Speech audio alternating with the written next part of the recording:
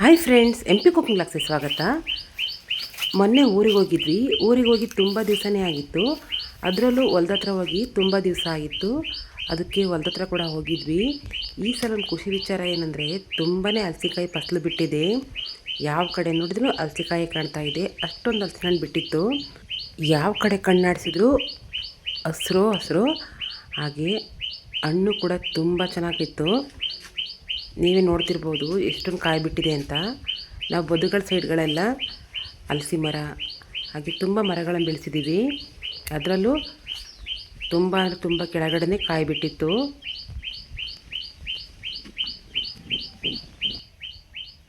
ಇಲ್ಲಿ ಕಾಣ್ತಿರೋದು ಸೀತಾಫಲ ಮರ. ಇದು ವರ್ಷ ತುಂಬಾ ಕಾಯಿ ಬಿಡುತ್ತೆ. ಈ ಸ್ವಲ್ಪ ಕಡಿಮೆ ಬಿಟ್ಟಿದೆ. ಇದು ಹಣ್ಣು ಬಿಟ್ಟಾಗ ನಾನು ತಗೊಬಂದು ಹಣ್ಣು ಮಾಡ್ಕೊಂಡು ತಿಂತಿದ್ದು. ತುಂಬ ಅಂದರೆ ತುಂಬ ರುಚಿಕರವಾಗಿರುತ್ತೆ. ಇಲ್ಲಿ ಕಾಣ್ತೀರಂತ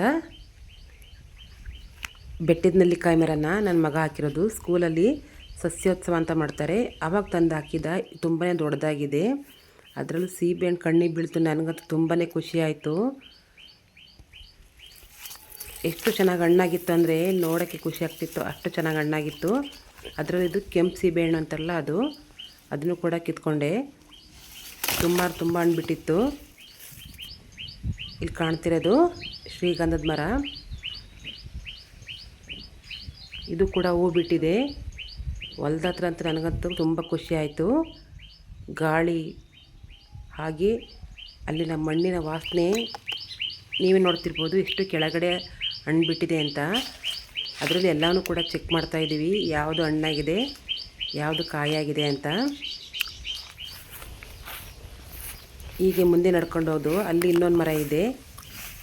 ಅಲ್ಲಿ ಕೂಡ ಚೆಕ್ ಮಾಡಿ ನೋಡ್ತಾ ಇದ್ದೀವಿ ಯಾವುದು ಬಲ್ತಿದೆ ಯಾವುದು ಹಣ್ಣಾಗಿದೆ ಅಂತ. ನಮ್ಮ ಮನೆಯವ್ರು ತುಂಬ ಚೆನ್ನಾಗಿ ಗೊತ್ತಾಗುತ್ತೆ ಯಾವುದು ಹಣ್ಣಾಗಿದೆ ಅಂತ. ಅವರೇ ನೋಡಿ ಯಾವುದು ಹಣ್ಣಾಗಿದೆ ಅಂತ ಅವರೇ ಕುಯ್ತಾ ಇದ್ದಾರೆ ಅದನ್ನು. ಇದು ಹಣ್ಣಾಗಿದೆ ಅನ್ನಿಸ್ತು, ಅದಕ್ಕೋಸ್ಕರ ಇದನ್ನೇ ತಗೊಂಡು ಬಂದ್ವಿ. ಅವತ್ತಿನ ದಿವಸ ಅಂತೂ ತುಂಬಾ ಚೆನ್ನಾಗಿತ್ತು. ಯಾಕಂದರೆ ಟೌನಲ್ಲಿ ಒಳಗೆ ಇರ್ತೀವಿ. ಹೀಗೆ ಹೊಲ್ದ ಹತ್ರ ಹೋದಾಗೆಲ್ಲ ತುಂಬ ಖುಷಿಯಾಗುತ್ತೆ. ಇಲ್ಲಿ ನೋಡ್ತಿರೋದು ಅಣಬೆ. ಈ ಅಣಬೆ ನಾವು ತಿನ್ನೋದಿಲ್ಲ, ಯಾಕಂದರೆ ಇದು ವಿಷದ ಅಣಬೆ ಅಂತಾರೆ. ಅದಕ್ಕೋಸ್ಕರ ಈ ಅಣಬೆ ತಿನ್ನೋದಿಲ್ಲ.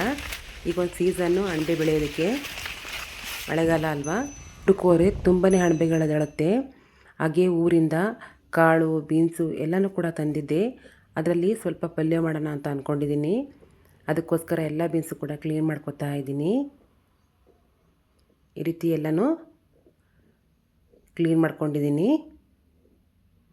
ತುಂಬ ಚೆನ್ನಾಗಿರುತ್ತೆ ಪಲ್ಯ.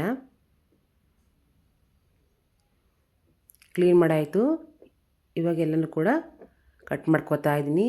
ಚಿಕ್ಕ ಕಟ್ ಮಾಡ್ಕೋಬೇಕು. ಇವಾಗ ಇದನ್ನೊಂದು ಪಾತ್ರೆ ಹಾಕ್ಕೊಂಡಿದ್ದೀನಿ. ಇದ್ರ ಜೊತೆಗೆ ನಾನು ಬೀನ್ಸ್ ಕಾಳನ್ನೇ ಹಾಕೋತಾ ಇದ್ದೀನಿ. ಕ್ಲೀನಾಗಿ ವಾಶ್ ಮಾಡ್ಕೊಂಡಿದ್ದೀನಿ. ತುಂಬ ಮಣ್ಣಿರುತ್ತೆ, ಅದಕ್ಕೋಸ್ಕರ ಚೆನ್ನಾಗಿ ಕ್ಲೀನ್ ಮಾಡ್ಕೊಂಡಿದ್ದೀನಿ. ಇವಾಗ ಇದನ್ನು ಒಂದು ಕುಕ್ಕರ್ಗೆ ಹಾಕೋತಾ ಇದ್ದೀನಿ. ಈ ರೀತಿ ಕುಕ್ಕರ್ಗೆ ಹಾಕ್ಕೊಂಡಿದ್ದೀನಿ. ಇದ್ರ ಮೇಲ್ಗಡೆ ಸ್ವಲ್ಪ ಅರಿಶಿನ ಪುಡಿ ಹಾಕೋತಾ ಇದ್ದೀನಿ. ರುಚಿಗೆ ತಕ್ಕಷ್ಟು ಉಪ್ಪು,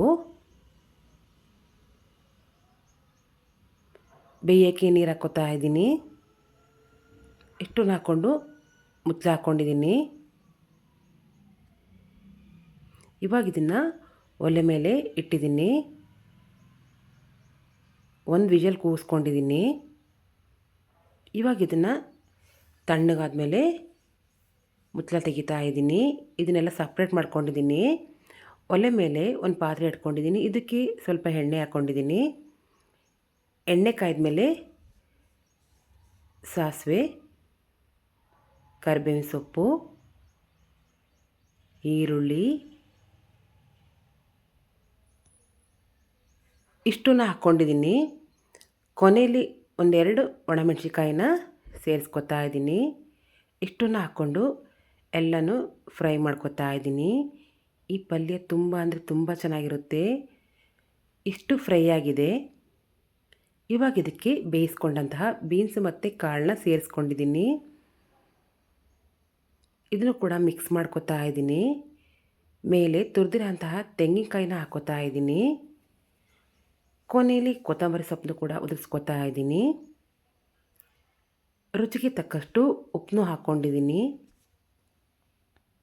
ಎಲ್ಲನೂ ಮಿಕ್ಸ್ ಮಾಡ್ಕೊಂಡಿದ್ದೀನಿ. ಈಗ ಮುಚ್ತಾ ಇದ್ದೀನಿ. ಫೈನಲ್ಲಾಗಿ ಹಸಿ ಕಾಳಿನ ಪಲ್ಯ ರೆಡಿ ಆಯಿತು. ಇದು ಬಸ್ಸಾರು ಹಾಗೆ ತಿಳಿಸಾರು ಜೊತೆ ತುಂಬಾ ಚೆನ್ನಾಗಿರುತ್ತೆ. ರುಚಿಕರವಾದಂತಹ ಹಸಿ ಕಾಳಿನ ಪಲ್ಯ ರೆಡಿ ಆಯಿತು. ಇವಾಗ ಇದನ್ನು ಒಂದು ಪ್ಲೇಟ್ಗೆ ಹಾಕೋತಾ ಇದ್ದೀನಿ. ತುಂಬ ಅಂದರೆ ತುಂಬ ರುಚಿಕರವಾಗಿರುತ್ತೆ. ಈ ಸೀಸನ್ ಅಂತೂ ಇದನ್ನು ತಿನ್ನಲೇಬೇಕು, ಅಷ್ಟೊಂದು ಚೆನ್ನಾಗಿರುತ್ತೆ. ಖಂಡಿತವಾಗ್ಲೂ ಈ ವಿಧಾನದಲ್ಲಿ ಒಂದು ಸಲ ಟ್ರೈ ಮಾಡಿ ನೋಡಿ. ಅತಿ ಬೇಗನೆ ಕಡಿಮೆ ಇಂಗ್ರೀಡಿಯೆಂಟ್ಸಲ್ಲಿ ಮಾಡ್ಕೋಬೋದು. ನನಗಂತೂ ತುಂಬಾ ಖುಷಿ ಆಯಿತು. ಯಾಕಂದರೆ ನಮ್ಮ ಹೊಲದಲ್ಲೇ ಬೆಳೆದಂತಹ ಕಾಳು ಮತ್ತು ಬೀನ್ಸಲ್ಲಿ ಪಲ್ಯ ಮಾಡ್ಕೊಂಡು ತಿನ್ನೋದಂದರೆ ತುಂಬ ಖುಷಿ ಆಯಿತು. ಇವಾಗ ನಾನು ಟೇಸ್ಟ್ ನೋಡಿದೆ, ಹಾಗೆ ಮಗಳಿಗೆ ಕೂಡ ಕೊಡ್ತಾಯಿದ್ದೀನಿ. ಅವಳು ಕೂಡ ತಿಂದು ತುಂಬ ಚೆನ್ನಾಗಿದೆ ಅಂತ ಹೇಳಿದ್ಲು. ನನ್ನ ವ್ಲಾಗ್ಸ್ ಇಷ್ಟ ಆದರೆ ಹಾಗೆ ನನ್ನ ರೆಸಿಪಿ ಇಷ್ಟ ಆದರೆ ಪ್ಲೀಸ್ ಲೈಕ್ ಮಾಡಿ, ಸಬ್ಸ್ಕ್ರೈಬ್ ಮಾಡಿ, ಸಪೋರ್ಟ್ ಮಾಡಿ, ಕಮೆಂಟ್ಸ್ ಕೂಡ ಹಾಕಿ. Thank you.